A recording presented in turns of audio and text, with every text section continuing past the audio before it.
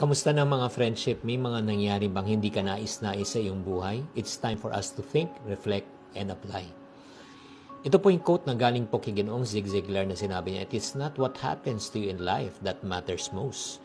It is what you do with what happened to you in life that matters most."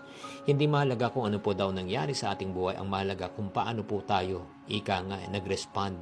Paano po tayo, tumugon sa pangyayari sa ating buhay.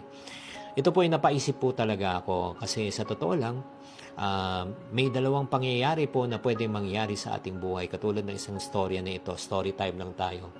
2 agents were sent to the country of South Africa to check if there will be a shoe market in the country of South Africa during that time in the 1940s yata.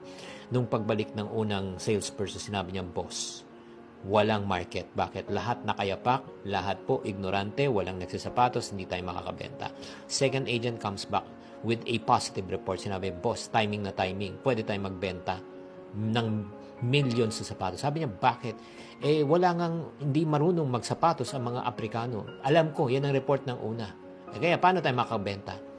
If we teach them how to wear shoes and educate them how to wear shoes, you know what will happen? We will sell millions of shoes. 'Di ba?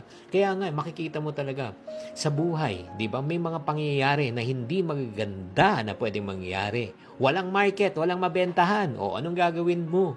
'Di ba? Tutulala ka na lang ba?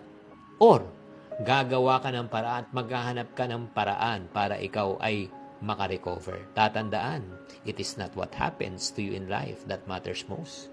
It is what you do with what happened to you in life that matters most. How does this quote relate to you right now? May mga pinagdadaanan ka ba na feeling mo na talagang end of the world na? Ang tanong, paano mo ito magagamit para maging inspirasyon para ikaw ay makabangon muli? Something to think about.